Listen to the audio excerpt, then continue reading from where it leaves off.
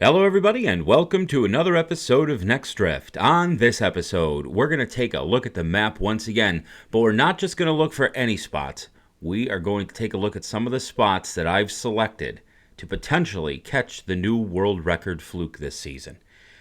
I'm really excited because Garmin had purchased Navionics, and the chart viewer online, which we all loved, I've made tons of videos using it, they were doing some modifications, I guess, and it got a little funky. It wasn't available, but I found out it's back up. It's fully functional. It's not exactly the way that it used to be, but it's pretty darn close.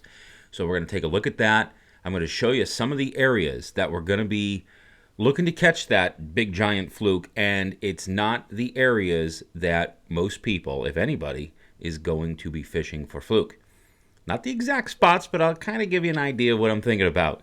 So as always, if you like this content, please hit that like button, hit the subscribe button, hit that notification bell, and let's get into it. So here we are. We're looking at the map, and somewhere out here, I believe we're going to catch the new world record fluke. No guarantees, obviously, with anything, but we're going to put in our time. We're going to make sure that we're fishing in areas where big fluke live.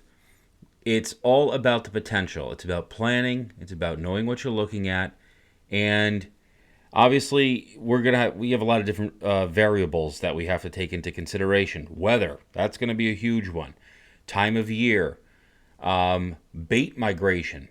The old adage, if you want to learn about the owl, you study the mouse. And in this case, we're looking for big flukes. So what are we going to do? We're going to study the food that they eat, the bait fish.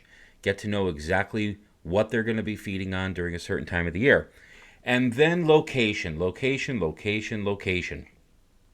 I don't think that we're going to catch the world record just by going out, putting our finger on the map and saying, let's fish here.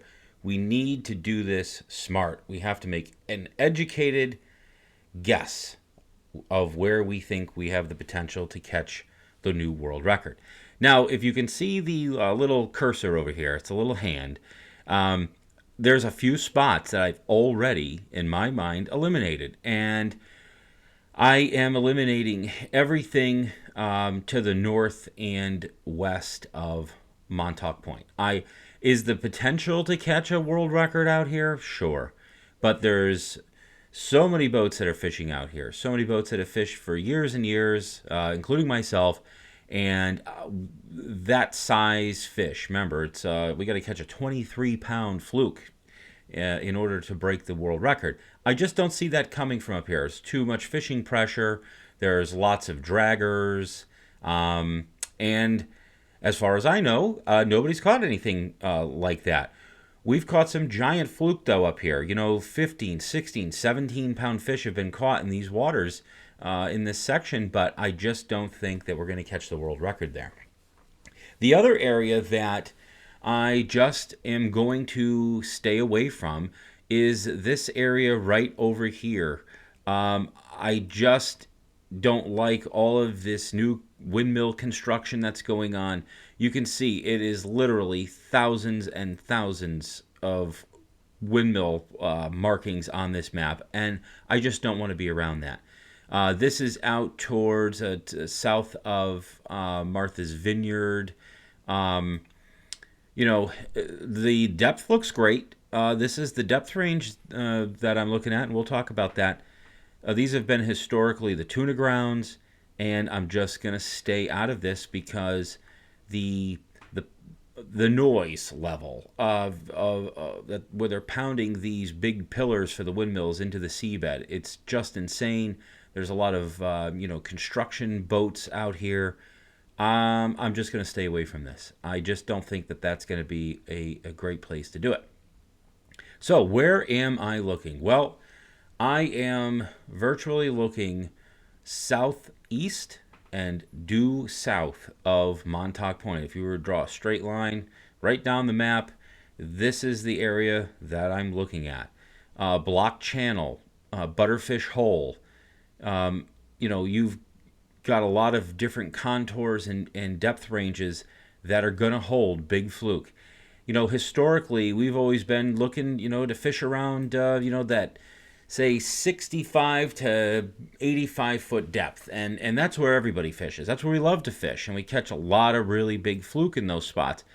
I just don't think that's where we want to be. I think we need to find some deeper water where the big fluke will have, just less pressure. And I think a lot of times those really, really big fluke are living out deeper, much deeper than we think. That 120 to 180, maybe even 200 foot depths. That's where I'm going to be focusing our time to look for the new world record. Some of the famous places, these are where people go out and they tuna fish. This is where we go tuna fishing. Butterfish Hole. This is an area we just know there's lots of life here. There's whales, there's tuna, there's dolphins, cod, and most importantly, a giant abundance of bait, sand eels, butterfish, squid. Everything lives out here. That's why the whales and the tuna are out here. And I just have to think where there's life, where there's food, there's going to be giant fluke. Fluke are an apex predator. So these are the kind of places I want to be looking. So we have, Butterfish Hole. We have, out here, we have the Ranger Wreck, Ryan's Horn. You can see, even like out near Ryan's Horn, you've got some contour that's way out here. I mean, look at this. This is a shoal, 186 feet. Some people, I think most people would look at it and say, oh, God, that's just too deep for fluke. What are you thinking? I mean, look at this up here. We've got wrecks. We've got 177 feet of water. Up here, look at this point. Look at this underwater point that comes out. 124 feet, 135 feet, 150, and it kind of tapers out, and you've got this big, long point. This is in that depth range that I'm going to be looking for the new world record. Out here, you've got a bunch of big feeding flats. Again, and I apologize, this is where that new Garmin map is just not as nice as Navionics used to be, but we'll make do. But you can see out here, 115 feet, 121 feet, 132. Look at this big flat that's out here, okay? Right out here, and then you have a shoal. Look at this shoal that's right here, okay? You've got 120 feet of water, 115 feet, look at this point, 109. There's a point right here. And there's a trough that runs up into this. And we'll take a look in some future episodes. I'll get on to the Navionics map and show you some of these areas in the relief shading. And it'll really, really pop out to you. But I think sometimes it's, I'm guilty of it too. That relief shading on the Navionics app, the boating app they call it now, is just so incredible. It's like a crutch, and I think it's really good for once in a while that we look at just some straight up topo maps. But you can see, you can see it really well, right? 92 feet, kind of comes out, 105, 110, 115. And then it drops right off into the 130, comes back up again, 124 over here. And then it goes down, it comes back up. So you have steps. There's a lot of different contours that are here. And if you look back a few videos ago, where I took you out on the road in the car, these are those kind of places that we were looking at on the side of the road. It's these contour changes. The 115 to 126, the 115 to 131, and then it rises back up again to 124. So we know that right in here there's a ditch. And fish like deeper water access. We've talked about that in a lot of videos where it doesn't mean deep water, it just means deeper water. So fish are going to use these areas. And then over here, look at this drop off. It goes from 114 and then drops down to 164, 171. Look at that. You got deeper water right out here. This is some deep, deep water for fluke fishing anyway. But these are the typical tuna grounds that, when we're out there tuna jigging, or trolling for tuna, this is where we're fishing. Over here, let's take a look at some of this. We've got some areas here that are consistently right in that 130, 140, 150. You can see there's a gradual drop off here. This is a big flat, right? So we've got a big flat here with a shallower shelf that runs up. Okay, and we've got some different contours that are right up in here. This looks like a great area. So it's these little subtle spots that we're going to be fishing. And remember, this is a big piece of the ocean. It doesn't look very far on the map, but that's quite a trek. It's quite a few miles that's running through here. So we really have to make sure that we use our time wisely. And again, obviously, weather and tide are going to play a big part in this. We're not going to be going out here if there's 8-foot waves, obviously. So our days are going to be limited. So we have to make a count. But again, I wanted to kind of give you an idea of some of the structure that we're looking at. I'm going to be looking for places like this. See this wreck right here? There's a wreck right here. This is in about 186 feet of water. You're going to see lots of different wrecks. Most of this map, unfortunately, just because you can see how it's kind of a little funky, doesn't have all of the wrecks on it. If you go on the Navionics app, the boating app, you'll see more stuff. But I just want to be able to give you at least an idea. Over here, we're looking a little further up here. This is out. I mean, no one's fluke fishing out here. 116 feet of water. I mean, look at that. That's amazing. You have 116, 130. Here's another wreck here. So we have some contour. There's, I'm not afraid to fish in that depth. I think a lot of times that's where our biggest fluke are. My guess is that we're gonna potentially catch this fish. The best time to do it is going to be sometime from early August to the first week of September. That's what I think. I think our best chance to get one of these big giant fish is in that time period. The water temperature is going to be good. We really need to check on the currents and the flows. We have the Gulf Stream that pushes warmer water up.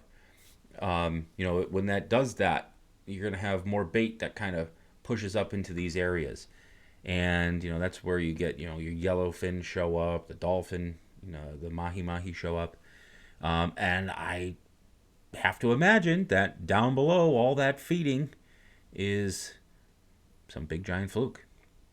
So this is the type of area I'm going to be looking at. We're going to be fishing out in the open ocean. Typically, what people would classify as the tuna grounds. And we are going to be using big cut bait or whole squid, live bait. I just don't think that these really huge fish, a potential world record size class fish, is going to be eating gulp. I think we're really going to need to coax them in with something really good. I mean, we want to feed them a ham sandwich, or do we want to feed them a great big tomahawk steak? And I'm going to go with the tomahawk steak. So that's what we're looking at. This is the general area. Somewhere on this map, right in here, is where we're going to potentially catch the new world record fluke. Like I said, I am very reasonable. I know it's a shot in the dark, but we are going to try, and we have a plan. We've thought it through. I have spent countless hours on the map dissecting every little inch, looking at the historical flows and water temperatures during certain times of the year, looking back at even the tuna quotas and what the reports were as far as tuna harvest and the dragger harvests that were reported, just to kind of get an idea of what was going on out here, where it's happening, what time of year. And I am so excited about this. So I hope you tune in. I hope this gives you a little bit of idea of where we're going to be fishing. Get on this map. I mean, there is so much here. Like I said, we're going to be going out of the mouth of the Connecticut River this year. And so we're going to have a lot of area that I haven't been able to fish in the recent years because we've been going out of Niantic. So we'll be able to do some inshore videos a little bit further west into Long Island Sound, so that might make a couple people happy. But get on this map, do some exploring, do yourself a favor, download the boating app. It's put out by Garmin, used to be the old Navionics. It's worth the $50.